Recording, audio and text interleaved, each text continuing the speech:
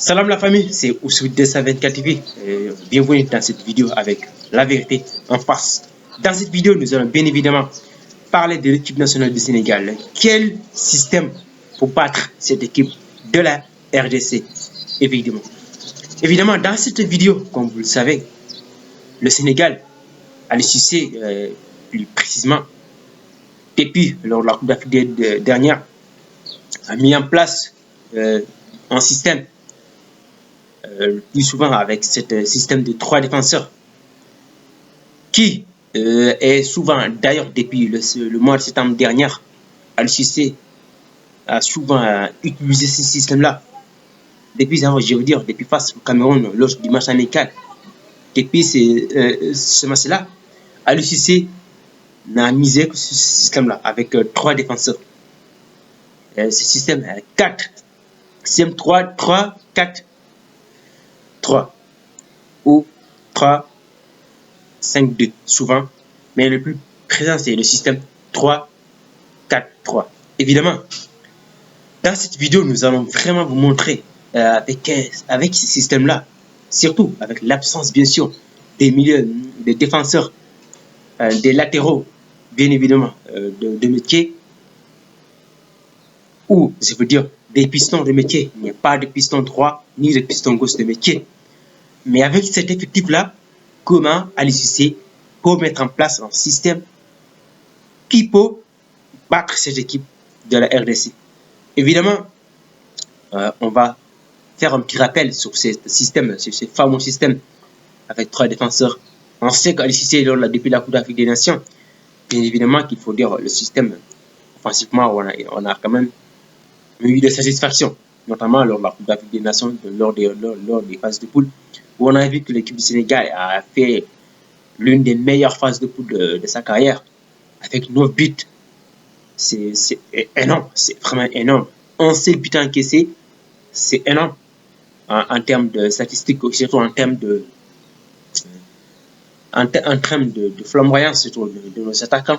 Ce qui veut dire, ce système, mine de rien, est quand même très offensif, a quand même porté des fruits.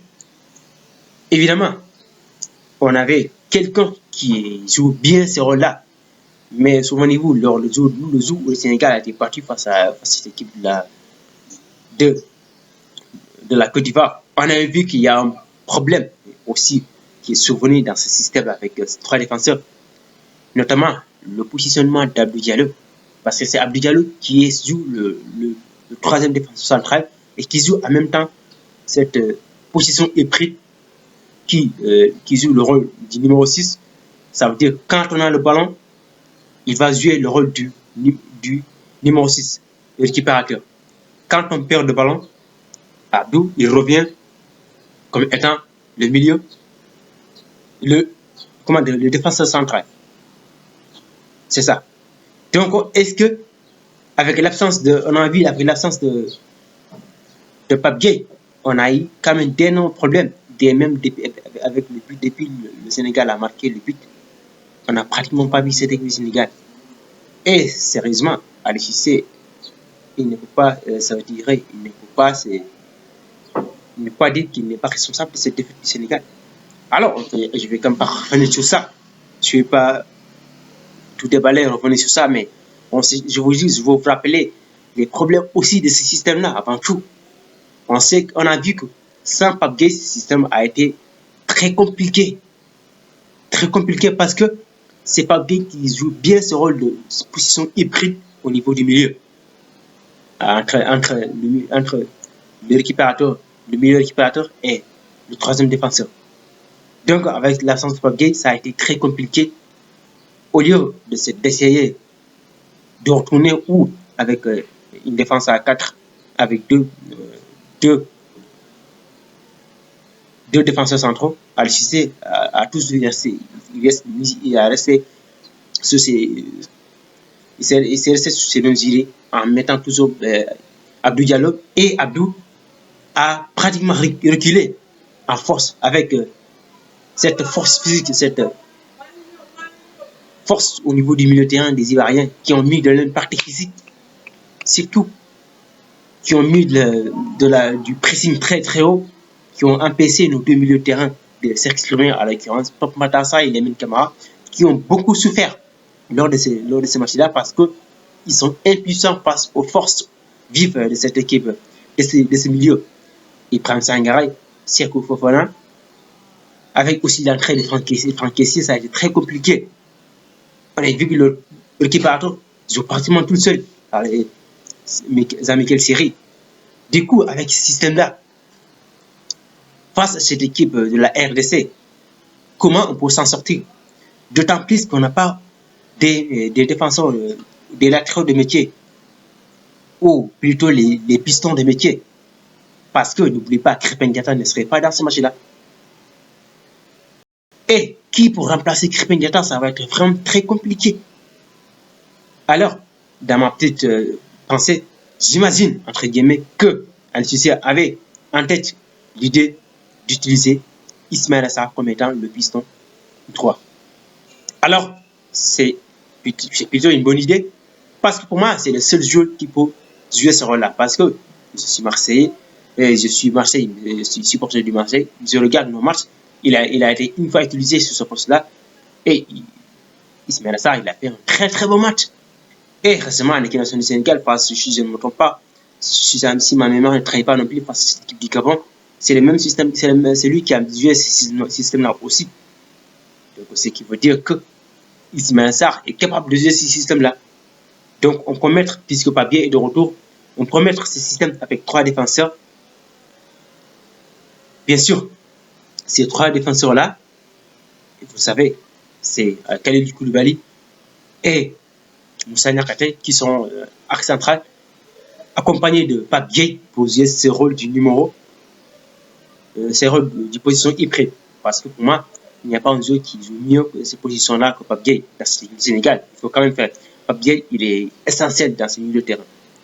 Franchement, le milieu sénégalais, quand Pape Gueye n'est pas là, c'est différent. Il faut quand même reconnaître que c'est vraiment très différent. Et c'est lui qui est capable de jouer ce système-là. Donc, on peut voir Pape Gueye dans ses positions hybrides. Maintenant, au niveau du milieu de terrain, il va falloir 2 milieux de pivot. Lamine Camara va tardivement venir. Donc, ça n'entrera pas dans les plans d'LHC dans ce match-là.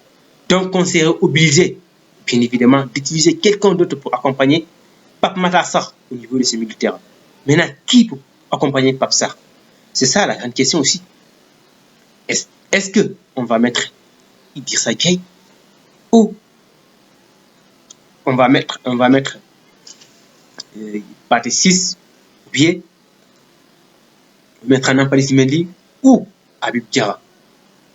En tout cas, personnellement, parce qu'on joue à domicile, personnellement, je vois une équipe flamboyante, une équipe maîtrise qui pourrait être vraiment compacte qui peut être vraiment très dur surtout, qui peut être vraiment intéressant au niveau du milieu de terrain, et qui peut avoir une maîtrise collective, parce que n'oubliez pas cette équipe de la RDC Congo, ils ont une équipe très difficile, ils ont une équipe très défensive, une équipe solide et coriace à tous les niveaux.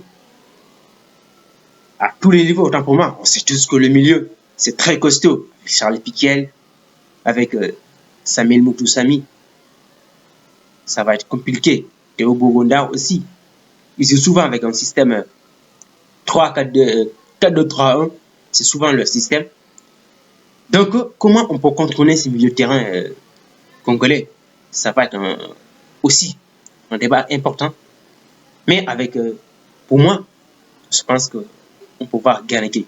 Parce qu'il faut quand même reconnaître que on aura besoin d'un joueur qui va être vraiment qui va être impact au niveau de ce milieu de terrain, qui va être très costaud, qui va répondre à ces box-to-box au niveau du milieu de terrain, qui va accompagner Pape Matar Sarr et Pape Matar pour être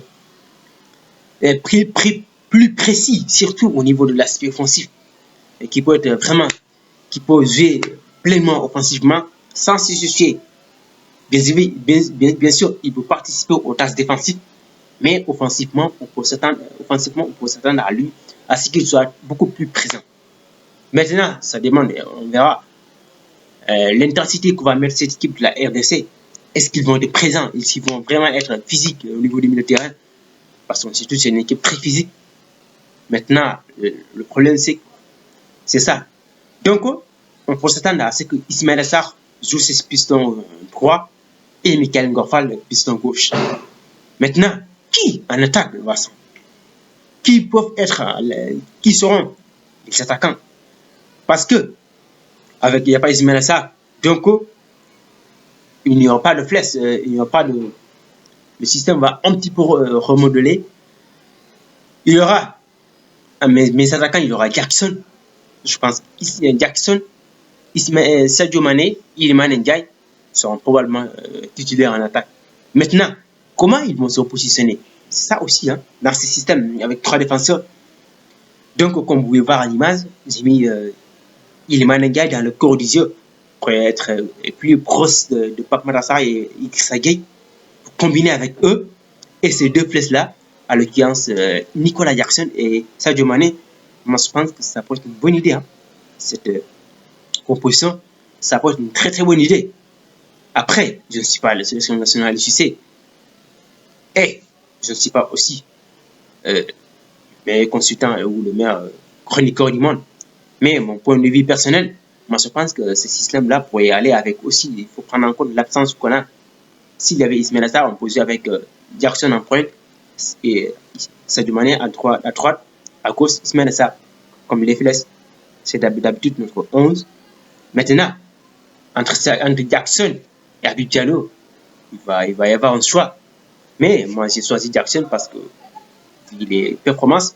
Mais Al-Sisi avait aussi précisé lors de la publication de la liste, il avait dit que Jackson doit se battre pour mériter la place titulaire. Parce que mine de rien, Diallo aussi, n'oubliez pas, il a fait. Même moi, j'étais ceux qui ont le minimisé lors de la Coupe d'Afrique des Nations, mais il m'a surpris, surtout face à la Côte d'Ivoire, cette super but qu'il a mis. D'ailleurs, je n'en doute pas, surtout, la qualité d'Habib Diallo. Diallo, lorsqu'il était du côté de Strasbourg, il a marqué plus de 20 buts. C'est un attaquant hors pair. C'est un très très bon attaquant. Abdallah Simon aussi. Et là, Simon aussi, c'est un attaquant qui posait ce système avec 2 attaquants. En tout cas, ce sont des systèmes qui s'attendent à ce que fasse un choix. Et aussi, il y a aussi le néo, bien sûr, qui venait chez Diallo aussi, et capable de jouer ces positions-là. En tout cas, ça va être un match compliqué. On reviendra sur la composition probable, bien évidemment. On sait tous que, avec l'absence de nos joueurs, et de certains de nos joueurs, ça va être hyper compliqué. Mais moi, je pense que cette composition-là, ce système, je veux dire, peut être intéressant. Il peut y avoir un autre système aussi, bien sûr, avec toujours un système 3 défenseurs centraux. 3 défenseurs centraux où on mettra Aruna Sangaté, Kalilou Koulibaly, Moussa Niakate. On peut avoir ces 3 centraux-là. Et au niveau du milieu de terrain, on peut s'attendre à ce qu'il y a Pape Matar Sarr et Pape Matar Sarr et Pape Gueye au niveau du grand Satan du milieu. C'est aussi une possibilité. Après, comme je l'ai dit, je reviendrai avec beaucoup d'approches sur la composition probable que pourrait être alignée cet avant-match entre le Sénégal et la RDC. Je veux juste vous montrer une idée déjà. Je veux juste avoir une idée de ce qu'on peut s'attendre, de ce qu'on peut s'attendre à ce qu'Al-Sisi fasse, quel genre de composition peut-on réellement voir face à cette équipe de la RDC. Évidemment, c'est la fin de cette nouvelle vidéo d'Actu. N'oubliez surtout pas de cliquer sur la cloche notificatoire pour n'attendre aucune de mes prochaines vidéos. Et bon, comme je le dis sur tout ici là, prenez soin de vous.